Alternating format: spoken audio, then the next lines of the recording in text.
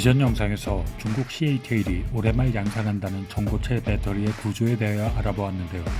오늘 영상은 그 후편으로 정말 그들의 발표대로 CATL이 세계 최초의 전고체 전지 생산회사라는 타이틀을 얻을 자격이 있는 것인지, 그리고 전고체 전지는 정말 폭발 위험성이 없는 안전한 배터리인지에 대하여 알아보겠습니다. 사실 이론과 실제가 다르고 또한 발표 내용과 실제 제품의 성능은 종종 다르다는 것은 배터리가 아닌 다른 여러 분야에서도 경험할 수 있는데요. 오늘은 전고체 전지의 관점에서 그것을 이야기해 보겠습니다. 자, 테크트립을 시작합니다.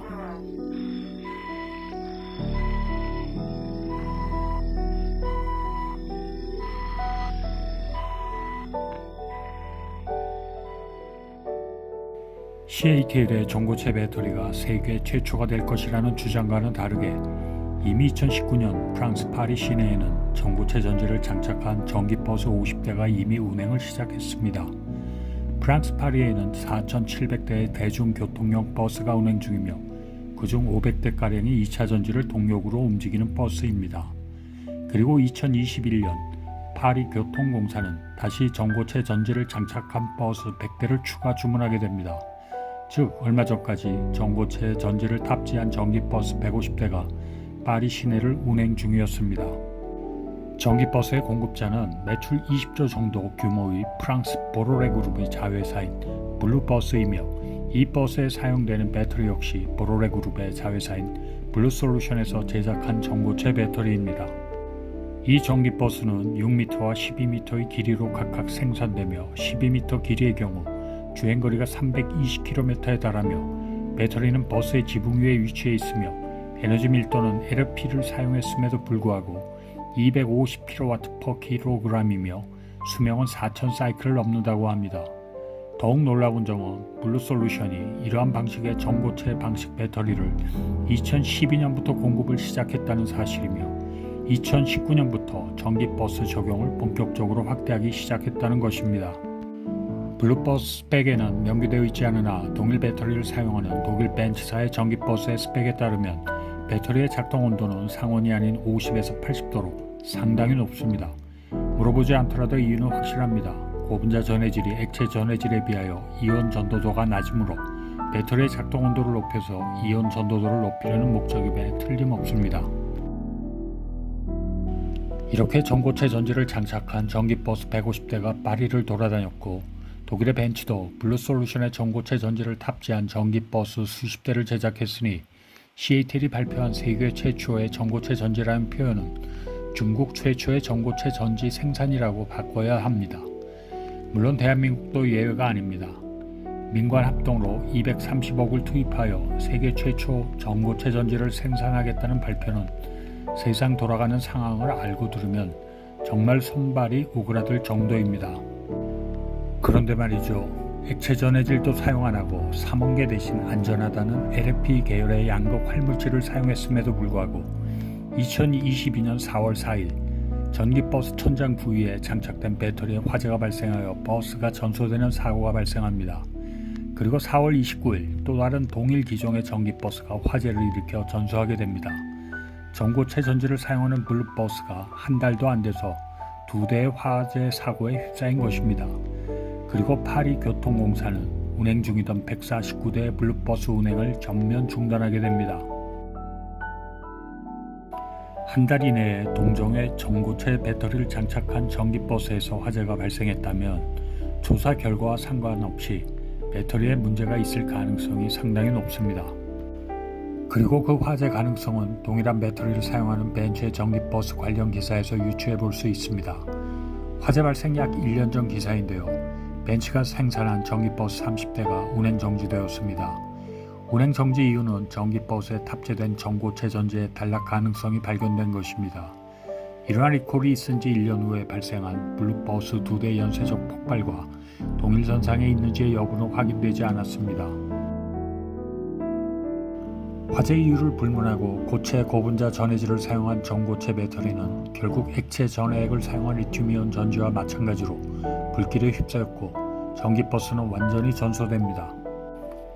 자, 그럼 지금부터 블루솔루션에서 제작한 고분자 전해질을 사용한 전고체 배터리의 구조를 살펴보겠습니다. 블루솔루션에서 제작한 고분자 고체 전해질을 사용한 전고체 전지를 애니메이션을 통해 나타낸 것입니다.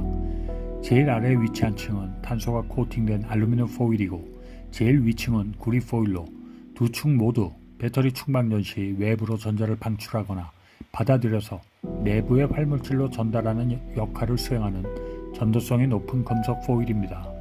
기존 2차 전지에 일반적으로 사용하던 알루미늄 포일과 다른 점은 양극을 구성하는 제일 아래층의 알루미늄 포일이 탄소로 코팅되어 있다는 사실입니다.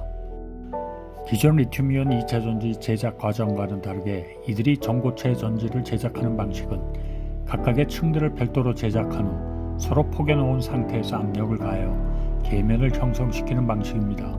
그러므로 알루미늄 포일의 고체 상태의 양극 활물질을 압력을 가하여 접착할 때 알루미늄 포일의 표면적이 넓으면 표면이 매끈한 알루미늄 포일에 비하여 그만큼 접착력이 강해질 수 있습니다. 탄소 계열의 물질은 대표적으로 표면적이 높은 물질이므로 알루미늄 포일에 코팅을 하게 되면 표면적을 효과적으로 높일 수 있으며 전도성 물질이기 때문에 전자의 흐름도 전혀 방해하지 않게 됩니다. 이제 알루미늄 포일과 접착된 양극 활물질층을 자세히 살펴보겠습니다. 회색 입자로 표현된 것은 이들이 사용한 LP 계열의 양극재를 나타내고 있으며 사이사이에 박혀있는 노란 입자는 유기 전해액을 대체한 고분자 전해질입니다. 고분자 전해질은 양극층 바로 위층에 위치한 고체 분리막층과 동일한 조성의 물질로 이루어져 있습니다. 이들의 특허를 살펴보면 두 종류의 고분자를 혼합한 재료를 고체 전해질로 사용했는데요. 그중 하나는 리튬 이온이 고분자에 잘 녹아 있으면서 자유롭게 이동할 수 있는 말하자면 액체 전해질의 역할을 하는 PEO 계열의 고분자이며 다른 하나는 음극을 형성하는 리튬 메탈이 뾰족한 덴드라이트 형태로 자라면서 양극층에 침투하는 현상을 막기 위한 기계적 강도가 강한 PVDF 계열의 불속의 고분자를 사용했습니다. 이들이 사용한 PEO 계열의 고분자는 오래전부터 고분자 전해질로 사용할 가능성이 가장 높은 물질 영순위로 꼽혔었는데요. 이들의 특허를 분석해보면 역시 그 계열의 물질을 사용한 것으로 보입니다. 문제는 앞에서도 언급했듯이 기존에 사용하던 액체 전해질에 비하여 리튬의 이동 속도가 낮기 때문에 그것을 높이려고 배터리 자체의 온도를 50도가량으로 상승시킨 상태에서 배터리를 작동시키고 있습니다. 최근 몇 년간 고분자 전해질에 붕소 계열의 물질을 소량 첨가함으로써 상온에서도 작동 가능한 전고체 전지를 제작할 수 있는 수준에 도달하고 있습니다. 또한 첨가제들은 효과적으로 리튬 덴드라이트의 형성도 억제할 수 있는 것으로 알려지고 있습니다. 그와 더불어 상온에서의 리튬이온 전도도가 액체 전해질에 버금가는 고분자 전해질을 개발한 스타트업 회사도 출연하고 있습니다. 아마 CATL의 경우도 그런 역할을 하는 첨가제를 추가적으로 넣고 또한 PEO 계열의 물질 구조도 전도도를 높이는 방식으로 상온에서 작동하는 전고체 전지를 개발했을 것으로 추측됩니다. 블루솔루션이 상용한 전고체 전지의 또 하나의 특기 사항은 음극 물질로 흑연을 사용하지 않고 직접 리튬 메탈 포일을 사용했다는 사실입니다. 공기 중에서 쉽게 산화되는 것은 물론이고 물성 자체가 필름 형태로 제작하기 상당히 까다로운 물질로 알려져 있음에도 불구하고 약 30마이크론 두께의 리튬 메탈 포일을 음극의 구리 집 전체와 고분자 전해질 사이에 그대로 삽입한 것입니다. 최근 추세는 음극 자체를 없애는 대신 배터리 충전 과정 중에 전기 도금 과정과 거의 유사하게 리튬 금속층이 형성되는 무음극 배터리의 방식이지만 이들은 이미 오래전 개발된 방식을 그대로 사용하고 있는 것입니다. 그럼에도 불구하고 전고체 전지를 어느 정도 스케일에서 양산에 성공하였고 4000 사이클 정도의 내구성을 갖는다는 것 자체가 사실은 놀라운 것입니다. 자, 그렇다면 앞의 영상에서 봤던 화재는 왜 발생했을까요? 이유는 간단합니다. 일단 배터리에서 단락이 발생하면 내부 온도가 상승하게 됩니다. 그런 현상은 기존의 2차 전지, 전고체 전지, 심지어 건전지를 불문하고 전부 발생하게 됩니다. 그리고 고분자 전해질의 구성 성분은 주로 탄소와 산소이므로 배터리 내부에는 충분한 연료가 존재하고 있는 상황이 됩니다. 그리고 일정 온도 이상에서는 고분자 전해질의 본격적 분해가 일어나며 가스 발생과 함께 폭발이 일어나게 됩니다. 배터리 케이스가 파괴되면 이젠 매우 불안정한 리튬 메탈이 고온에서 산소와 격렬하게 반응할 수 있습니다.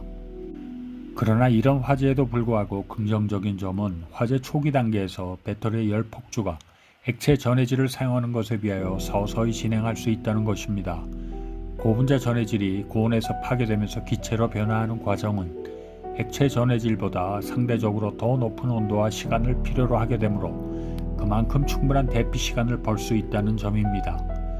또한 최근 발표된 C88이나 퀀텀 스케이프의 고분자를 사용한 전고체 전지들은 고분자 전해질 자체 이외에 별도의 층이 리튬 음극과 접촉하면서 덴드라이트 성장을 억제하는 역할을 하므로 배터리 내부에서 양극과 음극의 단락 가능성은 다시 크게 줄어들 수 있게 됩니다. 그런데요, CATL이 최초다 아니다가 가진 중요성 혹은 화재가 발생했다는 사실보다는 블루솔루션이 전고체 전지를 제작할 때 사용한 공정이 더욱 눈길을 끌고 있습니다. 앞에서 이야기한 바와 같이 다루기 힘들다고 생각한 리튬 포일을 30마이크론 정도의 두께로 적용하였음은 물론이고 양극 활물질을 도포하는 공정도 기존 2차 전지 제작 시 사용하던 NMP라는 유해 솔벤트를 사용한 코팅 그리고 고온 건조 과정을 거치지 않는다는 것으로 보입니다. 롤투롤 공정을 적용하여 생산 라인의 크기를 대폭 축소한 것은 물론이고 생산 환경 자체도 훨씬 환경 친화적인 공정을 사용한 것입니다. 비록 고체 전해질의 이온 전도도가 낮아서 배터리 작동 시 별도의 히팅이 필요하며 리튬 포일을 사용했기 때문에 배터리 제작 시 사용되는 리튬의 절대량이 기존 2차 전지에 비하여 최소 50% 이상 더 첨가해야 되는 단점도 있으나 최근에 연구된 방법들을 사용 시 대부분의 문제들은 무난히 해결될 것으로 생각됩니다. 이번 영상을 제작하는 중에 중국의 니오가 올 여름 CATL에 앞서 150kWh급의 대용량 전고체 전지를 탑재한 SUV를 출시한다는 기사가 떴습니다.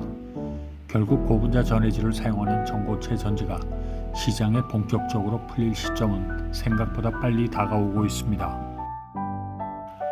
업계에서 기존 2차 전지의 양극 활물질층을 건식 공정으로 제작하는 방식이 도입된 이후에야 전고체 전지 시대가 올 것으로 예상했었는데 그러한 예상은 너무나 나태한 생각이었던 것 같습니다. 전고체 전지가 본격 생산될 경우 기존의 2차 전지 산업의 공급 사슬에 큰 변혁을 몰고 올 것이며 궁극적으로는 생산 가격 자체가 기존 2차 전지에 비하여 낮아질 포텐셜이 오히려 높으므로 업계의 판도마저 변할 수 있습니다. 지난 2월 삼성 이재용 회장의 전고체 전지 파일럿 라인 방문도 이러한 업계의 변화와 무관하지 않을 것입니다. 다음 기회에는 어떻게 중국 회사들이 이렇게 동시다발적으로 빠르게 움직일 수 있는 이유에 대해 알아보도록 하겠습니다. 안녕히 계십시오.